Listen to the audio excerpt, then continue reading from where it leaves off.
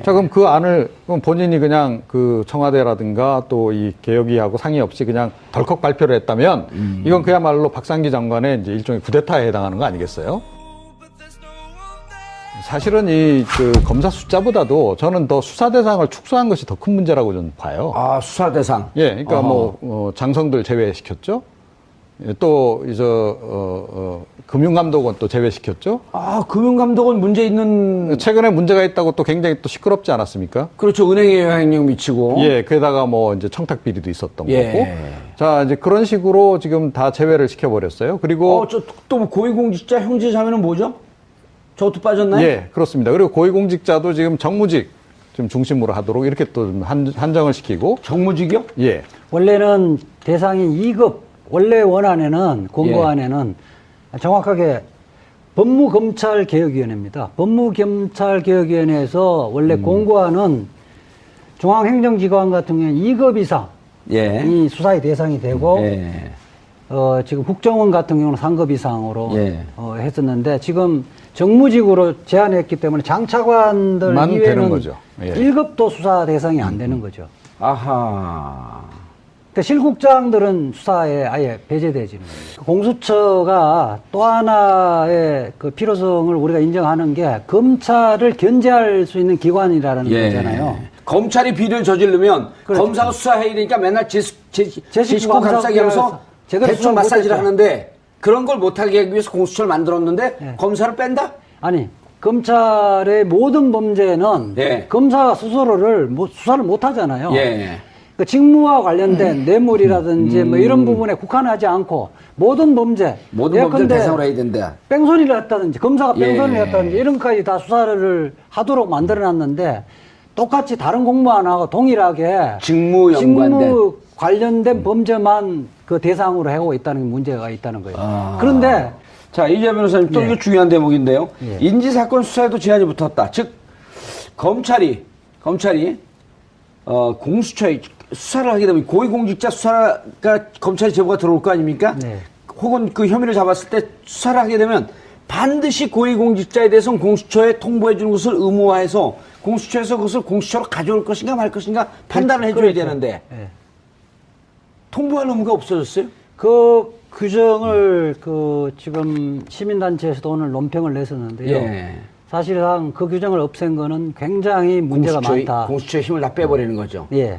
실제 수사할 권한이 없습니까? 실제 이 고위공직자 비리의 정보라는 것이 그냥 그 자체로 들어오는 것이 아니라 경찰과 검찰에서 경제사범을 조사를 하다가 보니까 이거 뇌물 사건이라든지 정치자금법 문제가 드러나고 그 때문에 이제 적발되는 거 아니에요.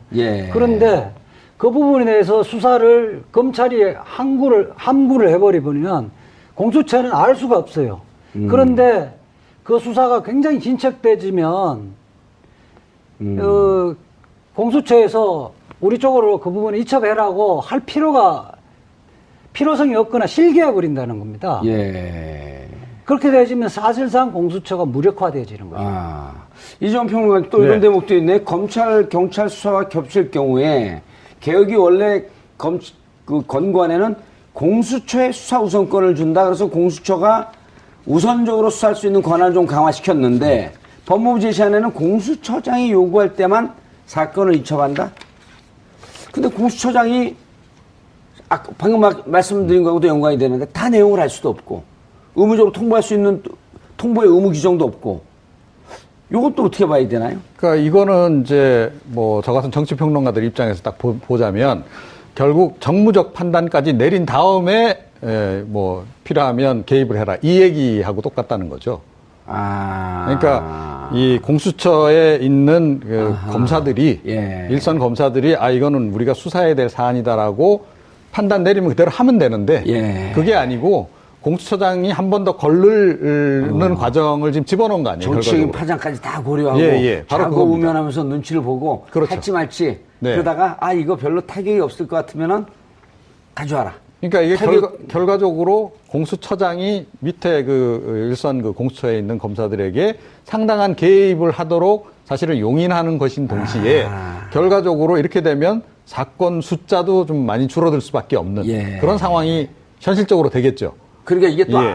앞뒤로 악의는 많네요. 사건 숫자는 줄어들 수밖에 없으니까 검찰 수는 50명이 아니라 25명만 그렇죠. 가져가라. 줄이고 그다음에 이제 이 수사 개입 여부도 공수처장이 기본적으로 판단 내리도록 예. 이렇게 만들고 이렇게 축소 지향으로 쫙 이렇게 한 거죠. 꼼수로 보면 꼼수의 완결판이네요. 아주 머리를 많이 아주 썼네요. 부정적으로 보자면 그렇게 예. 볼 수도 있습니다. 이 법무검찰개혁위원회에서 예. 우선 수사권과 관련해서 논의가 굉장히 심도 있게 진행됐습니다. 우선 수사권을 현실적으로 실효성을 확보하기 위해서는 우리가 그 공수처에서는 뭐가 전국에서 검찰이 뭘 수사하는지 도대체 알 수가 알 없다. 수 없죠. 알 수 있는 장치를 마련하기 위해서 통보 의무 제도를 두고 있고 그 중에서 이 부분은 이제 말하자면 주된 수사가 경제 수사니까 검찰에서 하는 게 낫겠다. 이 부분은 이것이 사건의 본질이니까 검찰에 맡겨놔서 제대로 수사를 못하니까 우리가 발본석원해야 되겠다. 이런 판단을 공수처가 하도록 만들어 놓은 거거든요. 이렇게 되면 거꾸로 주도권을 검찰이 그대로 가게 되는 거예요. 그래서 이 부분은 그러면 법무검찰개혁위원회가 왜 이렇게 후퇴됐느냐. 이 부분에서 기존의 검찰의 조직 논리가 상당히 반영됐다고 보는 시각이 이 문제 때문에 특히 나오는 거예요. 자, 그쪽으로 넘어가기 전에요. 네. 확 넘어가게 되면 이제 우리 듣는 분들 또 이해를 잘 못할 수 네, 있으니까. 자, 검찰이 수사를 해요. 네. 근데 만약에 수사 통지 의무가 없으면 공수처는 어떻게 알죠? 알 수가 없죠. 예를 들어 이재화 장관을 우리 공수처 검찰 이종훈 그 검사장이 지휘하에서 수사를 해요. 공수처에서 어떻게 알죠? 이 수사를 하는 걸? 알 수 있는 방법 딱 두 가지죠. 피의자가 예. 검찰에서 수사 받는 보다는 공수처가 받는 것이 좋다고 하면 흘리겠죠. 그런 경우나 예. 아니면 언론에 보도될 경우. 검찰이 그렇죠. 언론에 보도되거나 검찰이 자기들이 하기 싫은 경우 예. 흘리겠죠. 그런 것이 아니고 정상적인 루트를 통해서는 알기는 힘들겠죠.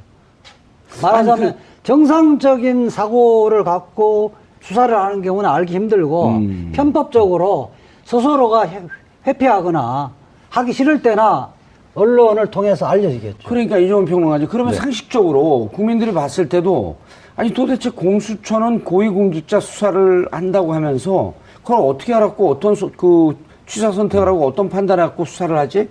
도대체 정보는 어디서 구하지? 이 문제 딱 봉착하잖아요. 그렇죠. 그럼 법무부는 왜 이런 안을 만들었죠? 그러니까요. 그래서 지금 이제 이게 그 배경에 대해서 지금 이제 관심이 많이 쏠리는 건데요. 역시 이제 검찰총장하고 이 법무부 장관이 기싸움을 벌리다가 결국 법무부 장관이 좀 진 거 아니냐. 이제 이런 얘기까지 이제 나오는 겁니다. 다시 누가 졌다고요? 검찰총장하고 법무부 장관. 그러니까 사실은 법무부 장관도 처음에 임명될 때는 굉장히 강경파가 임명됐다라고 언론이 보도하지 않았습니까? 그래서 이거 결과적으로 호랑이를 들인 격이다. 라고까지 표현했는데 그 법무부 장관이 결과적으로 지금 이번에 나름 완결판이라고 내놓은 그 안이 상당히 축소된 안이 나오고 보니 그 법무부 장관도 역시 이 검찰 쪽 이 조직하고는 상대가 안 되나 보다라고 하는 이제 약간 자조 섞인 얘기가 한편에서 나올 수밖에 없는 상황이 지금 된 거죠. 네. 이재화 변호사님, 내부도 좀 취재를 했다고 하니 묻습니다. 예. 바른대로 대답하시오. 예. 그러겠습니다. 예, 아니오만 하지 말고 자세히 설명하면서. 예. 자, 법무검찰 개혁안이 언론에 발표가 됐어요. 네. 그렇자 통보하는 과정에서 투명하게 통보를 했죠. 네. 법무부에. 자, 그럼 법무부 개혁안이 이 권고안을 근거로 해서 법무부 개혁안을 만듭니다. 네. 그럼 이 개혁안을 발표했어요, 지금? 예. 발표하기 전에 청와대하고 조율하지 않나요? 우선, 두 가지로 보는데요. 예. 우선 법무개혁위원회에서 발표를 할 때 법무개혁위원회 법무부 장관의 자문위원회가 아닙니다. 애초에 만들 때 법무검찰개혁위원회가 헌법이나 법률에 위반되지 않느냐 존중을 하겠다고 해서 만든 겁니다. 사실상 말하자면 그 구속력이 있는 기구예요. 자문기구가 아니라. 예. 이 말을 쫓든 말든 당신들 마음대로 하시오. 우리 견해를 줄 테니 우리가 참고해서 당신들 마음대로 하는 것이 아니고 이것은 법적 하자가 없기 때문에 강력한 권고성을 갖고 있었다. 그러니까 존중하겠다고 법무부 장관도 이야기를 했었는데 우선 제가 팩트는 확인된 거는 한인섭 장관도 발표하는 내용 자체를 몰랐다는. 한인섭 위원장. 위원장도 예. 몰랐다는 겁니다.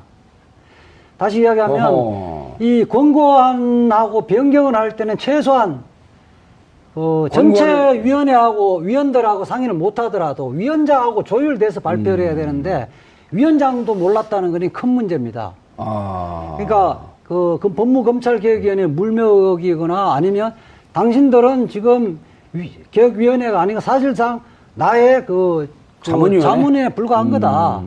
자, 확인합니다. 한인섭 위원장은 에게 통보하지 않고 한인섭 위원장은 모르는 상태에서 법무부 개혁안이 발표된 거 맞습니까? 네, 그건 확실한 것 같습니다. 확인했어요? 네, 확인했어요. 여기서 위증하면 감옥 가요? 그렇고. 예. 그리고 또 문제는 청와대에서 뭐 조율을 했는지 안 했는지는 확인은 안 되는데 현재 상태로는 뭐 법무부 장관은 각종 의견을 들었다 그러는데 지금 이제 수사과 관련해서는 경찰개혁위원회가 또 있잖아요. 예. 검찰개혁위원회가 의견이 반영된 건 하나도 없는 것 같아요. 그리고 현재까지는 국정개혁위원회, 검찰개혁위원회 또 대검의 검찰개혁위원회가 4군데가 있잖아요. 예, 청와대에는 지금 컨트롤 타워가 없어요. 그럼 각자 알아서 개혁하나요? 그렇게 현재 상태로는 없고 그래서 청와대하고 사전 조율이 안 될 가능성이 안 되고 법무부의 그 실국장들과 차관하고 같이 이야기해서 발표한 것이 아닌가 하는 생각이 듭니다. 그렇다고 하면 검찰의 견해가 강력하게 반영됐을 것이 개연성을 배제할 수 없다. 저는 그렇게 봐야 돼. 지금 뭐 실국장들이 대부분 검찰 출신이니까 검사들로 구성되어 있으니까요. 자, 이종훈 평론가님, 일단 그 청와대 문제 차치하고 한인섭 위원장하고 그 조율하지 않았다라고 하는 것은 이제 확인을 했다고 하니까 그렇다고 한다면 법무부가 이 대목에서 상식적으로 한번 좀 추론해보죠. 과연 청와대하고 조율 없이 발표했다? 상식적으로 납득이 가세요? 그러니까 그 한인섭 위원장하고 상의를 안 했다는 부분도 전 개인적으로 납득이 안 가요. 확인했다잖아요. 그러니까 당연히 이거는 거짓말 안 할 사람이거든. 근데 하여튼 저는 그래도 의구심을 갖는다. 그러니까 상식적으로 안 할 리가 없지 않습니까? 더군다나 그 원래 그 개혁위 안에 비해서 굉장히 후퇴를 많이 한 안이란 말이에요. 그러니까 많이 수정을 안 했다면 뭐 얘기가 다른데 아주 많이 수정을 한 상태이기 때문에 이거는 기본적으로 당연히 발표하기 전에 사전 조율까지 마치고 하는 게 사실은 맞는 거죠. 그렇죠. 자, 그런데 그게 만약에 생략됐다면 이것도 큰 문제고. 자, 게다가 그러니까 뭐 검찰하고 이제 조율하고 뭐 개혁위하고 조율하고 그 과정에서 뭐 또 독립안이 만들어지면 그걸 또 사실은 청와대하고도 조율을 했어야 하는 게 이게 정상적이겠죠. 그러니까 조국 민정수석을 사실은 이 문재인 대통령이 굳이 이렇게 고집을 했던 이유 중에 하나가 사실은 검찰개혁과 더불어서 이 공수처 이거 아닙니까? 자, 공수처 부분에 대해서는 뭐 조국 그 민정수석이 처음에 취임 초에 이건 반드시 해야 된다라고 얘기해서 한번 논란이 굉장히 일었던 적도 있고 그런 상황인데 그럼 조국 민정수석을 제껴놓고 이걸 그냥 진행을 했다? 내지는 조국 민정수석이 아니라 하더라도 청와대 내지는 문재인 대통령도 모르게 그냥 개혁위에서 나온 안을 그냥 뭐 자기 마음대로 바꿔가지고 덜컥 발표를 했다? 상식적으로는 적어도 납득이 안 가요. 그렇죠. 근데 만약에 그러니까 제가 이제 합리적인 추론을 거쳐서 그러니까 만약에 이런 과정들을 다 거쳐서 발표한 거라면 그것 또한 사실은 좀 납득이 안 가는 부분은 분명히 있죠. 그렇죠. 양쪽 다 납득이 안 가는데 자, 이런 그렇습니다. 가정을 한번 해보죠. 법무부 내부에서 조율을 하는데 법무부 장관 자체는 강경하지만 어쨌든 정무직으로 외부에서 왔단 말이에요. 근데 법무부에 검찰 출신들 검찰과 의견을 같이 하는 사람들이 주도하면서 장관님 이렇게 되면 이게 권고안으로 가게 되면 검찰 내부의 반발을 우리가 주체할 수 없습니다. 이 정도 선에서 하는 것이 적절할 것입니다. 라고 해서 장관이 거기에 쏠려갔을 가능성.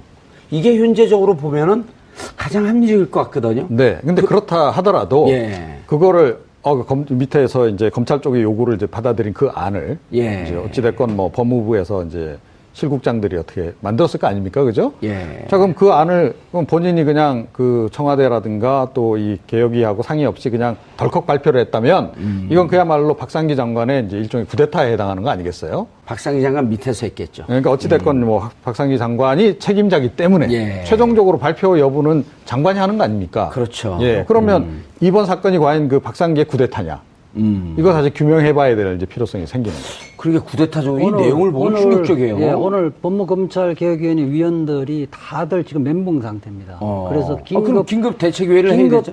긴급 회의를 소집을 하는 분위기였어요. 예. 현재까지 오기 전까지는 하는 분위기였고, 이렇게 되어지면 우리를 들러리로 지금 삼은 거 아니냐. 예. 이게 검사들 이야기 들으려면 우리가 우리 의견을 왜 듣느냐. 예.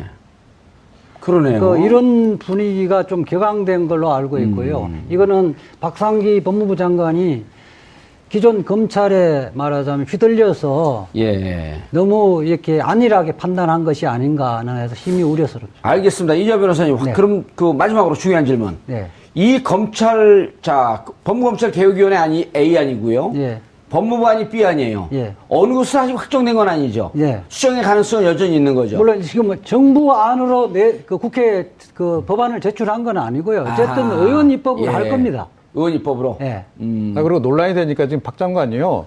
최종안은 아니다라고 또 이제 얘기를 했어요. 파이널 버전은 아니다. 예, 그렇게 얘기했기 때문에 이제 또 수정 여지가 좀 이제 생긴 거죠. 알겠습니다. 그리고 원래 민주주의라고 하는 게 우당탕탕하면서 제기를 잡아가는 거니까. 어쨌든 지금으로 봐갖고는 무언가 법무검찰개혁위원회와는 완전히 이빨 빠진 종이 호랑이를 만드는 거고. 네. 이대로 가서는 이거 검찰개혁 불가능하다. 네. 이렇게 보시는 거죠? 네, 네. 알겠습니다.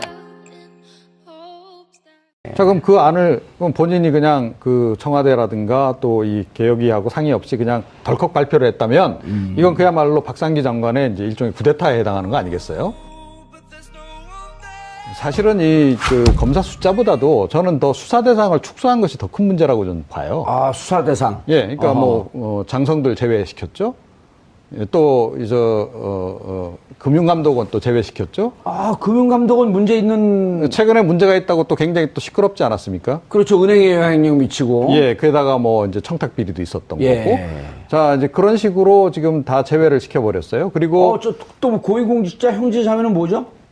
저것도 빠졌나요? 예, 그렇습니다. 그리고 고위공직자도 지금 정무직 좀 중심으로 하도록 이렇게 또 한정을 시키고. 정무직이요? 예. 원래는 대상이 2급, 원래 원안에는, 공고안에는 정확하게 법무검찰개혁위원회입니다. 법무검찰개혁위원회를 하도록 만들어놨는데 똑같이 다른 공무원하고 동일하게 직무 관련된 범죄만 그 대상으로 하고 있다는 문제가 있다는 거예요. 그런데 자, 이재화 변호사님 또 이게 중요한 대목인데요. 예. 인지사건 수사에도 제한이 붙었다. 즉 검찰이 공수처에 수사를 하게 되면 고위공직자 수사가 검찰이 제보가 들어올 거 아닙니까? 네. 혹은 그 혐의를 잡았을 때 수사를 하게 되면 반드시 고위공직자에 대해서는 공수처에 통보해 주는 것을 의무화해서 공수처에서 그것을 공수처로 가져올 것인가 말 것인가 판단을 해줘야 되는데 네. 통보할 의무가 없어졌어요? 그 규정을 지금 시민단체에서도 오늘 논평을 냈었는데요. 예. 사실상 그 규정을 없앤 거는 굉장히 문제가 많다. 공수처의 힘을 다 빼버리는 거죠. 예.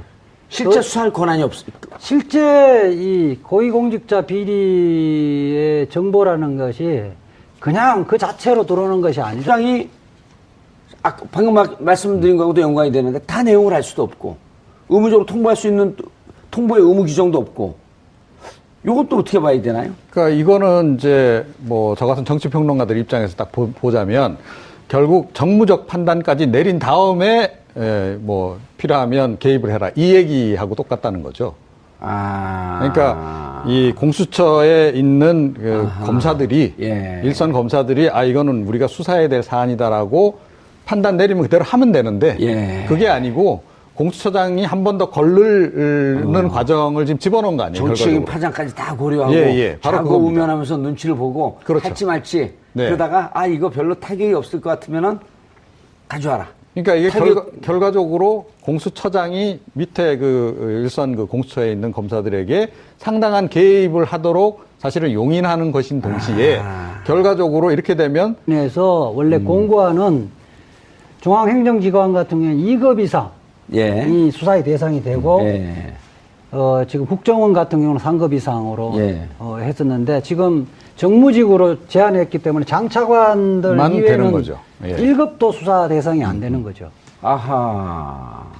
그러니까 실국장들은 수사에 아예 배제되지는 거예요. 공수처가 또 하나의 필요성을 우리가 인정하는 게 검찰을 견제할 수 있는 기관이라는 거잖아요. 검찰이 비리를 저지르면 그렇죠. 검사가 수사해야 되니까 맨날 제19 감사하기 감싸기 하면서 제대로 대충 마사지를 못했죠. 하는데 그런 걸 못하게 하기 위해서 공수처를 만들었는데 네. 검사를 뺀다? 아니, 검찰의 모든 범죄는 예. 검사가 스스로를 수사를 못 하잖아요. 예. 그 직무와 관련된 뇌물이라든지 뭐 이런 부분에 국한하지 않고 모든 범죄, 모든 범죄를 대상으로 해야 된다. 뺑소니를 했다든지 검사가 뺑소니를 예. 했다든지 이런 것까지 다 수사라 경찰과 검찰에서 경제사범을 조사를 하다가 보니까 이거 뇌물 사건이라든지 정치자금법 문제가 드러나고 그 때문에 이제 적발되는 거 아니에요. 예. 그런데 그 부분에 대해서 수사를 검찰이 함구를 해버리면 공수처는 알 수가 없어요. 그런데 그 수사가 굉장히 진척되지면 공수처에서 우리 쪽으로 그 부분을 이첩해라고 할 필요성이 없거나 실기해 버린다는 겁니다. 예. 그렇게 되지면 사실상 공수처가 무력화되어지는 거죠. 이재용 평론가 또 이런 대목도 있네. 검찰, 경찰 수사가 겹칠 경우에 개혁이 원래 그 건관에는 공수처에 수사 우선권을 준다. 그래서 공수처가 우선적으로 수사할 수 있는 권한을 좀 강화시켰는데 법무부 제시안에는 공수처장이 요구할 때만 사건을 이첩한다? 근데 공수처